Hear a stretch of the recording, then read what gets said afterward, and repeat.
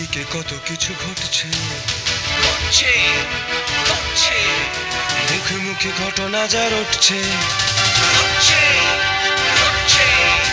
আড়ালে প্রকাশ্যে যা বলছে, তাই নিয়ে ক্যামেরা চলছে, ক্যামেরা চলছে, ক্যামেরা চলছে, ক্যামেরা চলছে।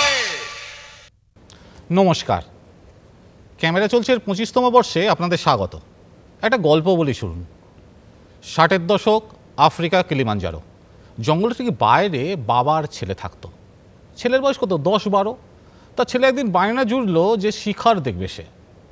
তা বাবা একদিন বিকেলবেলা বেরোলো অত্যাধুনিক একটা রাইফেল নিয়ে। 50 মিটার দূরে ঘাসের জঙ্গলে কিছু একটা নড় ছিল। বাবা লক্ষ্যভেদ করলো। ছেলে বুঝতে পারলো কিছু একটা মারা গেছে। সে দৌড়তে থাকলো। সে গিয়ে থমকে দাঁড়ালো, তারপর হাউ হাউ করে কেঁদে ফেললো। দেখা গেল একটা হরিণ শিশু মরে পড়ে আছে। বাবা ছেলেকে কোলে করে নিয়ে বাড়িতে ফিরে গেল। ছেলে না খাওয়া বন্ধ। 3 দিন বাদে ছেলে সকালে ঘুম থেকে উঠে তার শোয়ার জায়গার পাশে একটা বাক্স পেল। বাক্সর উপরে লেখা ছিল, তুমি যাকে ভালোবাসো তাকে তুমি শ্যুট করতে পারো। ছেলেটি বাক্সটা খুললো, দেখা গেল অত্যাধুনিক একটা লাইকা ক্যামেরা। বাবা তখন তার ছেলেকে বলল, তুমি শুধু ছবি তুলো না, তুমি অন্তরাত্মাকে ধরতে চেষ্টা করো, সোল। ক্যামেরা চলছে এই 25তম বর্ষে একটা কথাই বলা যায়, ক্যামেরা চলছে কলকাতার অন্তরাত্মাকে ধরতে চেয়েছে। কোন কলকাতা? সেই কলকাতা সুনীল গাঙ্গুলির দিস্তে দিস্তে লেখা কত কবি মরে গেল চুপি চুপি একা একা। এবং এই দীর্ঘ সময়, 25টা বছর কিন্তু দীর্ঘ সময়। এই সময়ে যে মানুষগুলো এখানে কাজ করছেন, তাদের স্যাক্রিফাইস, তাদের ডেডিকেশন, তাদের পরিশ্রম এবং সর্বোপরি দর্শকরা যেভাবে আমাদের আপন করে নিয়েছেন, সেটা কিন্তু সত্যি আমাদের ঋদ্ধ করে।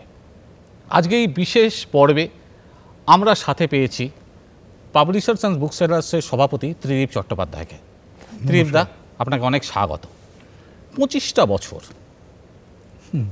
আপনি অবশ্যই সভাপতি পাবলিশার্স বুক সেলার্স গিল্ডের সঙ্গে, আপনি কিন্তু একজন প্রকাশনা সংস্থাও চালিয়ে আছেন দীর্ঘ সময় ধরে। তারও 41 বছর 25 বছর ধরে চালানোর জন্য যে স্যাক্রিফাইস, পাবলিকেশনের ক্ষেত্রে স্যাক্রিফাইসটা অন্য হতে পারে, ক্যামেরা চলছে স্যাক্রিফাইসটা হয়তো অন্য, কিন্তু কোথাও কি একটা প্রতিতুলনা টানা যায় আপনি মনে করেন? অবশ্যই। যে কোনো বিষয় তোমাকে যদি টেনে নিয়ে যেতে হয়, চালিয়ে নিয়ে যেতে হয়, তাহলে যুগের সঙ্গে তাল মিলিয়ে চলতে হয়। সেটা প্রকাশনাই হোক, বা যে কথাটা তুমি বললে পাবলিশার্স বুক সেলার্স গিল্ডে আন্তর্জাতিক কলকাতা বইমেলাই হোক, বা ক্যামেরা চলছেই হোক।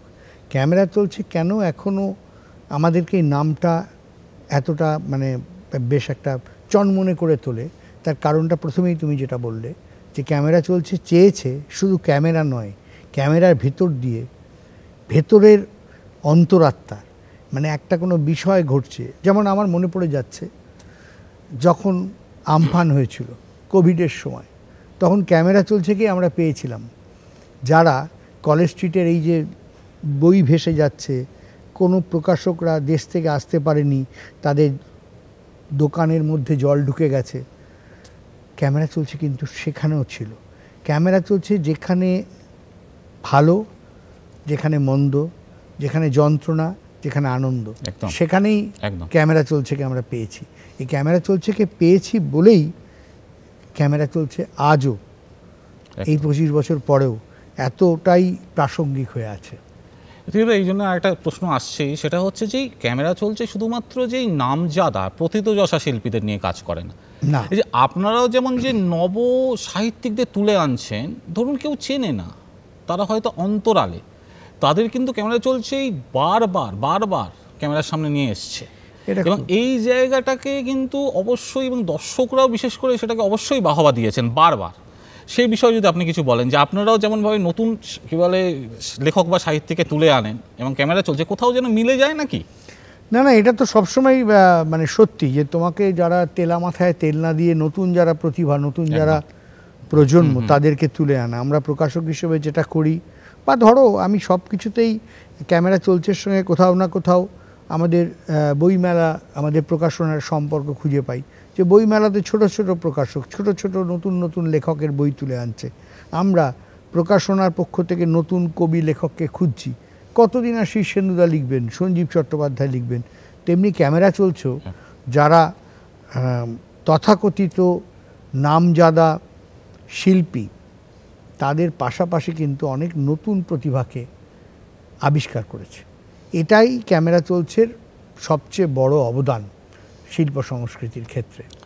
এবং তৃতীয় যেটা হচ্ছে যে বইমেলা, এই বইমেলা 2000 সাল থেকে এই 25 বছর ধরে কিন্তু ক্যামেরা চলছে বারবার। আপনাদের বিভিন্ন অনুষ্ঠান থেকে শুরু করে বই প্রকাশ থেকে শুরু করে সব কিছু সুচারুভাবে কভারেজ করছে। এবং যেটা সবচেয়ে বড়, যেটা হচ্ছে আমাদের যেটা সবচেয়ে বড়, যেটা সেটা হচ্ছে সম্পাদনা, যে একটা জিনিসকে তুলে আনাই শুধু না, সেটাই সুচারু সম্পাদনা করে সেটাকে সম্প্রচার করা, সেটার মধ্যে কোথাও একটা ভালোবাসা থাকে, প্যাশন থাকে। প্যাশন ছাড়া কিছুই হয় না।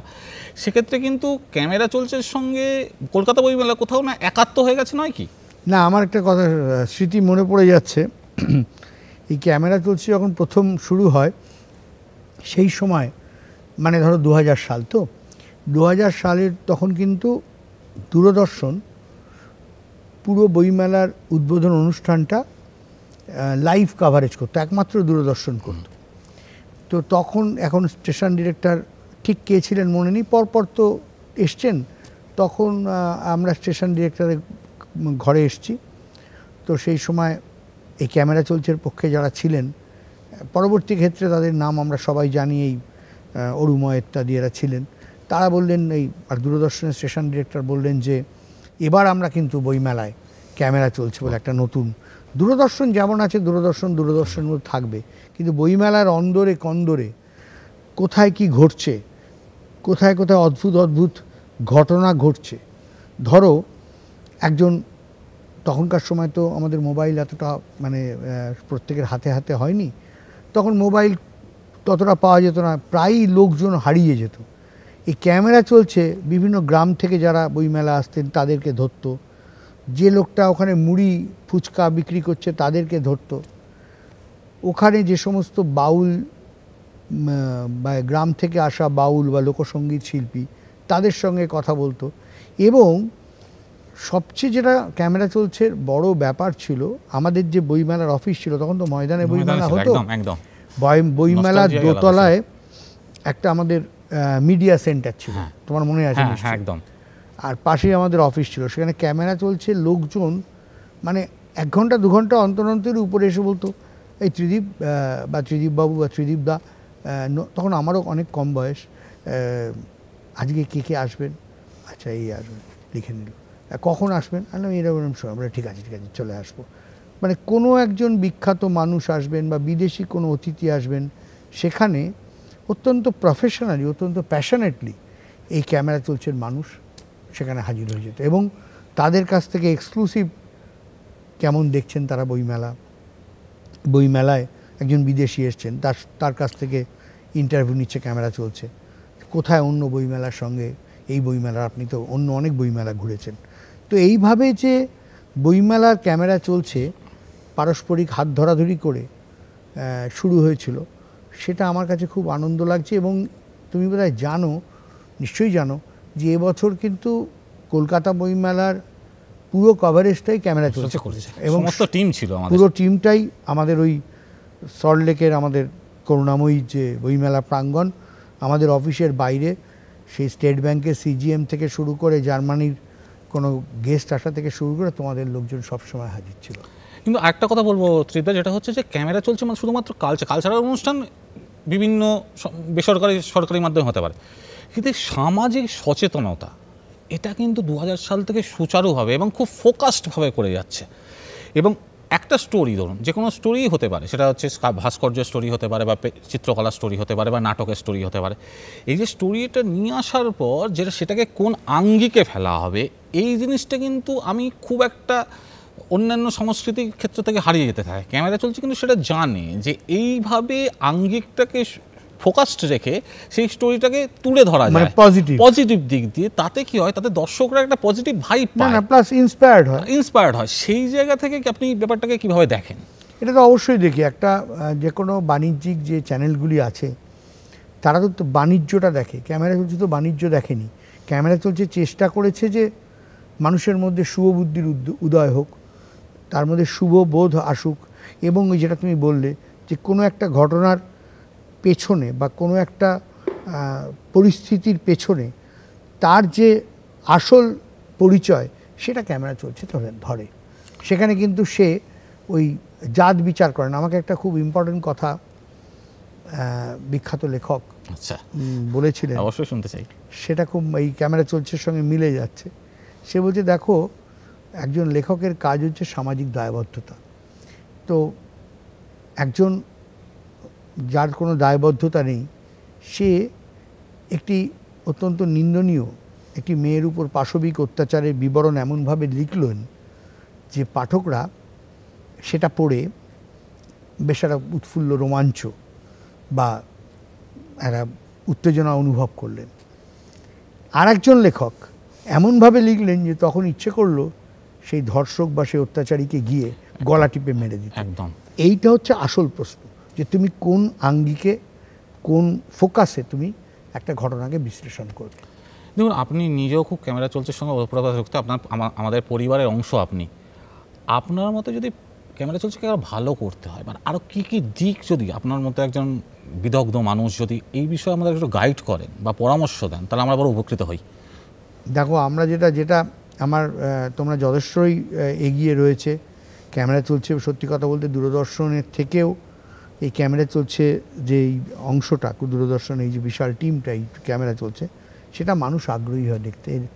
এর নিউজ ভ্যালু, এর ইন্টারেস্টিংলি যেভাবে তোমরা প্লেস করো, আমার মনে হয়েছে যে হয়তো চেষ্টা করলে আরও ফার্স্ট। আজকে মানে ব্যাপারটা কি জানো তো সৌরভ, বিষয়টা হচ্ছে যে পৃথিবীটা না খুব দ্রুত এগোচ্ছে একদম, এবং টেকনোলজির অভাবনীয় উন্নতি বলতে পারি।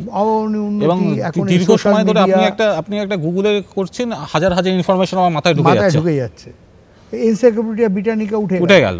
তো সেখানে তোমাকে লড়াই করতে হবে সোশ্যাল মিডিয়ার সঙ্গে, লড়াই করতে হবে। সেইটা করতে গেলে আমার মনে হয়েছে যে ক্যামেরা চলছেকে আরও বেশি প্রোঅ্যাক্টিভ হতে হবে। আপনি কি নিজে মনে করেন যে মৌলিক অনুষ্ঠান, মানে মৌলিক বলতে চাইছি যে স্বতন্ত্রতা, যদি বলি আমি, স্বতন্ত্রতার দিক দিয়ে আপনি কোন জায়গায় রাখবেন ক্যামেরা চলছেকে? স্বতন্ত্রতার জায়গা থেকে অবশ্যই প্রথম সারিতে রাখবো, এই বিষয়ে কোনো সন্দেহ নেই। এই ধরনের কোনো বিভাগ অন্য কোনো বাণিজ্যিক চ্যানেলে নেই। এই যে ক্যামেরা চলছে মানে শুধু ক্যামেরা চলছে না। তুমি যে প্রথম গল্পটা বললে, সেই গল্পটা দিয়ে আমি আবার আসছি যে ক্যামেরা মানে একটা দৃষ্টিভঙ্গি চলছে, একটা ফোকাস চলছে। সুতরাং এটা তো অন্য কোনো চ্যানেলে বা কোথাও নেই, এটা তোমাদের নিজস্ব, ইট ইজ অ্যান ইউনিক। অনেক ধন্যবাদ ত্রিদীপদা। ত্রিদীপদা যেটা বললেন সেটা খুব প্রাঞ্জল ভাষায় বললেন, যে এই 25 বছর ধরে চলা একটা অনুষ্ঠান, এটা অনুষ্ঠানের পেছনে যে কী পরিমাণ পরিশ্রম লাগে, আমরা দর্শকরা যেমন নিশ্চয়ই দেখেন, তারা আনন্দ করেন, উপভোগ করেন, অনেক বেশি ঋদ্ধ হন, অনেক কিছু ভাবেন, কিন্তু এই পেছনের পরিশ্রমটা কিন্তু অমানুষিকই বলা যায়। আর এই 25 বছরে এই যে সেলিব্রেশন, এটা কিন্তু আগামী দিনেও আরও হবে। আজকের মতো এই পর্যন্তই। আপনারা কিন্তু ক্যামেরা চলছে সঙ্গে সবসময় থাকবেন। নমস্কার। ঘড়ির কাঁটায় বিকেল 5:15 অথবা 10:30 বাজলেই নতুন করে কাউকে বলে দিতে হয় না, কারণ সকলেই জানে ডিডি বাংলার পর্দায় শুরু হচ্ছে জনপ্রিয় অনুষ্ঠান ক্যামেরা চলছে।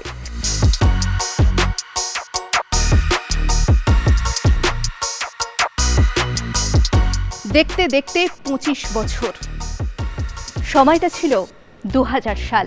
আছে সাইলেন্ট ফিল্ম প্রজেক্টর, সময়ের সঙ্গে বিবর্তিত মাইক্রোফোন, সারা বাংলার সাহিত্য, শিক্ষা, সংস্কৃতি সবকিছু নিয়েই টেলি ম্যাগাজিন। ক্যামেরা চলছে শুধু তাই নয়, রয়েছে নানান রকমের ইন্টারেস্টিং গল্প।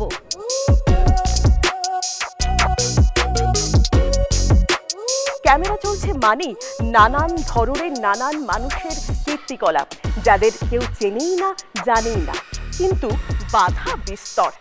আর 25 বছরের সেই দুরন্ত যৌবন বাধা মানে না।